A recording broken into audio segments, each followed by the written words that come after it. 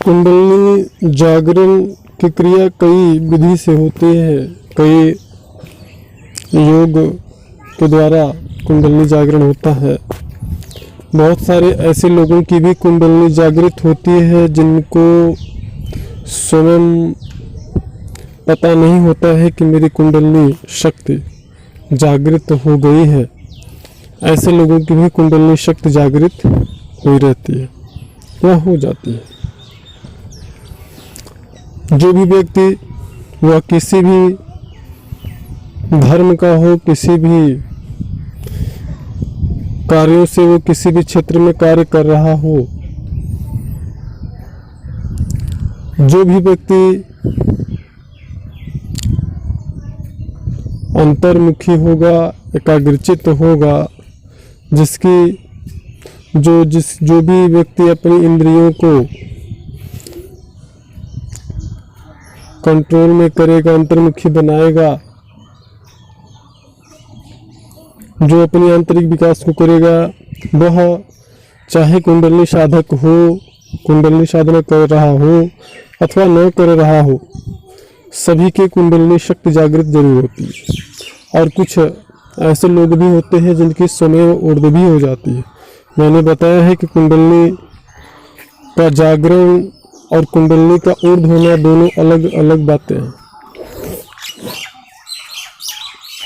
और बहुत सारे ऐसे भी साधक होते हैं जो कई सालों से साधना कर रहे होते हैं लेकिन उनकी कुंडलिनी जागृत ही नहीं होती है। तो ये चीज़ें साधक के पूर्व जन्मों के कर्मों पे निर्भर होते हैं और वर्तमान जन्म के जो कर्म होते हैं उन पे निर्भर होते हैं। और ऐसा उन साधकों के साथ में होता है जिनके कर्म ज़्यादा से ज़्यादा अधर्म से युक्त, पाप युक्त रहते हैं, उनके साथ में ऐसी क्रिया होती है। कुंडलिनी शक्ति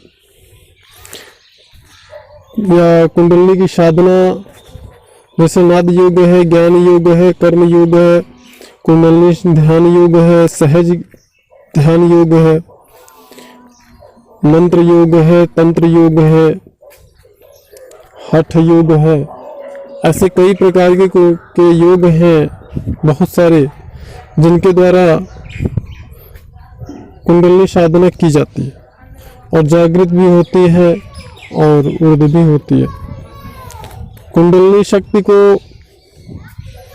बिना गुरु या मार्गदर्शक के मार्गदर्शन में जागृत नहीं करना चाहिए, क्योंकि यदि आप बिना गुरु या मार्गदर्शक के मार्गदर्शन में अगर कुंडलिनी शक्ति को जागृत करेंगे तो इससे आपको दिक्कत हो सकती है, समस्या हो सकती है, क्योंकि कुंडलिनी शक्ति स्वरूपा है, वह दिव्य शक्ति है। बिना गुरु के उसको जागृत करके उसको संभाल पाना संभव नहीं है। तो यदि आप यह सोचते हैं कि आप केवल किताबी ज्ञानों से या सोशल मीडिया पे उपलब्ध जानकारी के आधार पर या कहीं सुनी बातों के आधार पर ऐसा कर पाने में सफल हो जाएंगे, तो यह सिर्फ आपका भ्रम मात्र है। इसके लिए ऐसे मार्गदर्शक का या गुरु का होना परम आवश्यक है जो उस रास्ते का परिपक्व हो चुका हो, क्योंकि कुंडलिनी जागरण के बाद में यदि आपने सही तरीके से विधि के द्वारा या गुरु के मार्गदर्शन के द्वारा अगर कुंडलिनी शक्ति का जागरण नहीं किया है तो उस अवस्था में आपके साथ में, जैसा कि आप लोगों ने देखा होगा या जानते होंगे कि उनकी कुंडलिनी जागृत हुई तो उनको गलत सलत क्रियाएं होना शुरू हो जाती हैं। क्रियाएं मतलब हाथ पैर झटकना, पटकना, सर पटकना, घुमाना।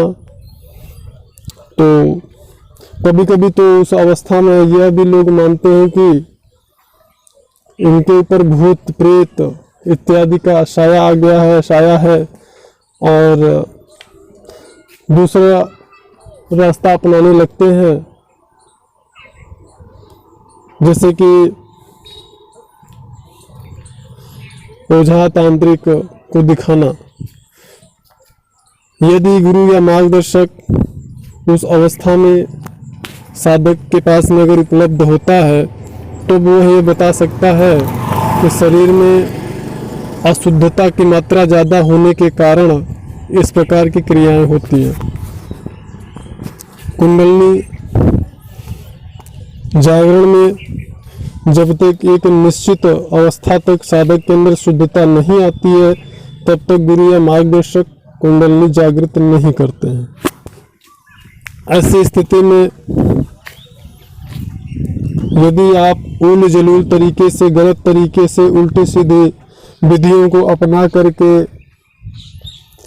कुंडली जागृत करते हैं तो फिर आपको दिक्कत हो सकती है, समस्या हो सकती है। तो सावधान रहें और ऐसी गलती न करें। हालांकि आप लोगों ने ऐसा भी हो सकता है लोगों ने सुना हो कि कुंडली जागरण से लोगों किसी की मौत हो गई या कुंडली गले में उलझ गई या कुंडली अपनी मार्ग से भटक गई, बल्कि ऐसा कुछ नहीं होता। हाँ, लेकिन यह जरूर होता है कि आप अगर कुंडली शक्ति की साधना कर रहे हैं या गलत तरीके से आपने उल्टे सीधे तरीके से कुंडली जागृत कर ली तो आपके अंदर क्रियाएं शुरू हो जाती हैं। और यह क्रियाएं शुरू होने का मतलब होता है कि आपके अंदर एक उचित मात्रा में शुद्धता नहीं है, तो यह क्रियाएं होती रहेंगी और आपकी साधना रुक जाएगी। यहीं पर यदि गुरु या मार्गदर्शक रहते हैं तो वो कुंडली अगर जागृत करते हैं तो शक्तिपात करते हैं। शक्तिपात करके आपके कुछ कर्मों का जो है कि नाश कर देते हैं योग बल के प्रहार से, और एक निश्चित मात्रा में आपके अंदर शुद्धता लाते हैं। तो कुंडली जागरण से पहले एक अच्छा गुरु या मार्गदर्शक ढूंढ लें।